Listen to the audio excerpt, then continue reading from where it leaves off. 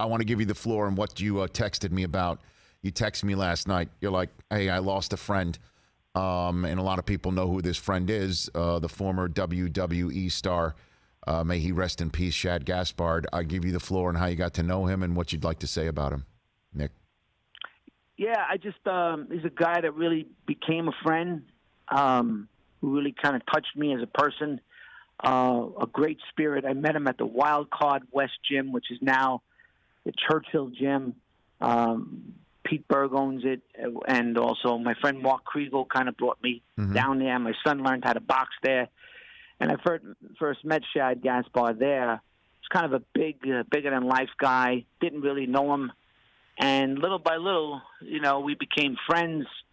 He was kind of a big dreamer, a guy that had, wanted always to make everybody smile, and he was more than just a big, guy. He was talented. He was smart. He was a good actor. He was in comedies.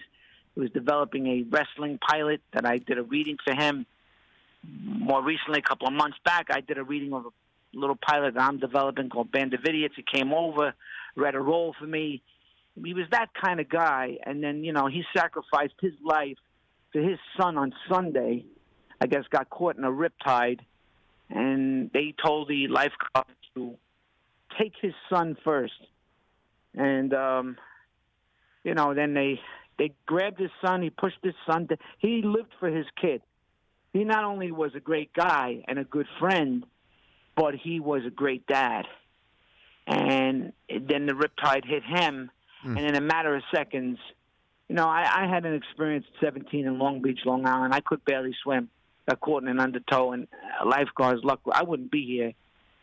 But for him, to go down like that, he was just not. He just thought of other people first.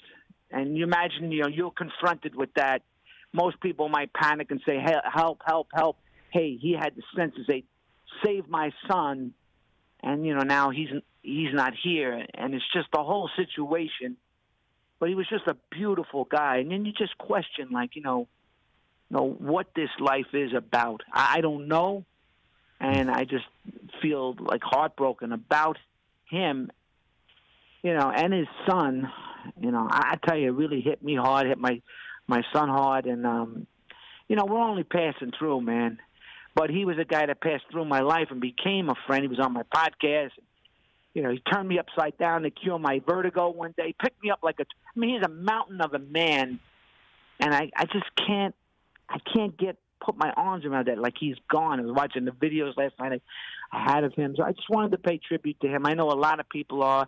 The Rock, even Dwayne Johnson said, it's a hard thing to understand or accept right now because he was kind of bigger than life, and you feel like people like that are invincible. You look at people like that. I looked at my father like that, and maybe you didn't. I know recently you lost your dad. Yes. So, but no, I just really, it got me, and it got me down about, just like why, why you question things like, I don't know about this, it's your time, it's this, it's that. I don't know if I just think this life is what it is, and it's, you pass through. It's a gift to be here, and you just don't know. Well, when you want to, I don't know. Yeah, I know when you think of people like that, I guess one way to help get through the questions of why is remembering the good times, right? And remembering, things of like him thwarting an armed robbery in 2016 in Florida, and doing the things that delighted people as well as living life the way that he did. What do you mean he picked you up to relieve you of vertigo, Nick? It's a funny story. I'll tell you what happened. I had vertigo one time, which was terrible. Very. If you ever had it, it's awful. You're nauseous, you're dizzy, and I had it for like a week. And went to a doctor one time, and he goes, "Oh, you got vertigo?" And I was like, yeah. He goes, "Well, I can help you." He was a head doctor, and he's laying at the end of it, laying on the table, and he turned me over, and he goes, "Just close your eyes, and there's a way to do it. Like, where you turn the guy over on a table for like 30 seconds, 40, and it's these little particles or something that they can kind of go back in your head." I mean, I don't understand it. I'm not a head doctor, Right. but it helped. And you got to close your eyes. And so we were shooting this thing, School for Boys, this little spec pilot over here at Crespi in Encino, and he was playing a teacher, and we had some funny scenes together. So I was getting a touch of it, and I go outside Crespi, and then Shad is out there with me, and they said, "Hey, Shad, I'm going to lay on a table. Turn me over," because he's a big guy. I said, "Turn me over, and maybe you could cure this vertigo is coming on." So he goes, "No, come here." He put his hands between my crotch, picked me up. I didn't expect it. I go, if you filmed it, it would have been fantastic. People would have been dying laughing. He picked me up between my crotch, like a twig. Just imagine, and turned me over like in a sudden movement, upside down in such a, vulnerable position. You had to see it. He turned me so quick, and then I was like, whoa, my whole head went, got raked, and I was like, he cured me. It was coming on. I said, well, whatever you did, Shad, you turned me quickly, violently. It was a violent move, but a beautiful move. And we tried to recreate it on the podcast one time, but it wasn't half as funny. He's a very funny guy, He was always talking about how big he was, and it was hilarious because I'd be like, I know you're big. You don't got to keep telling me how big you are. I'd love to like feel him and touch him. I like big guys. I like to, I'm not, fruity that way, funny that way, whatever. But I got to get a kick out of squeezing them and stuff. Come here, a big lug, and but heart of gold, a deep thinker, smart guy, and like I say, was developing this terrific wrestling pilot, and I'm glad that you gave me a chance to at least just to pay a little tribute to my friend, because I know it's a hard time for his family, and we're all going to try to be there for his wife and his son, who I can't imagine. I can't imagine either. I can't imagine what he's going through. 10 years old. And I'm just 10 years old. Yeah, I know. It's just, this life. Who can explain it? I don't know how you got here. I don't know how I got here.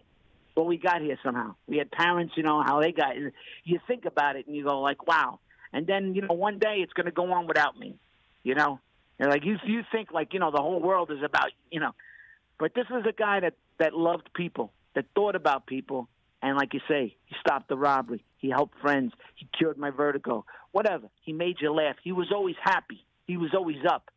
And I'm like, I wish I could be more like that, and have that kind of courage. He really did. I mean, he was that guy that had that. I mean, I think there are special people in life that have certain gifts, They touch you in a way that you go, that guy, wow, I wish I could be more like that guy, So, it's tough. Every time I think about him, I get like, I'm like, oh man, this doesn't feel real. No, I know, but, and that's what is I know, real? I know exactly. What is really real? I know, Nick, and it's in these times obviously make you wonder what is. But I know when you reached out and you're like, hey, would you want to say some words about him? I'm like, why don't you, and you do it, and you did a great job, Nick. And I appreciate you. I mean, this is not my forte. I'm not somebody that gets up there and gets speeches about people. No, I know. I mean, I can talk. You want to talk about baseball and movies, I could talk to the morning. You know what I mean? I could talk to the sunrise. Right. But when it comes to being, eloquent or being, very, cohesive with my words, I probably would call on somebody like my brother, who's more of a brain person. Right. Right. I got a brain, but it works in a different way.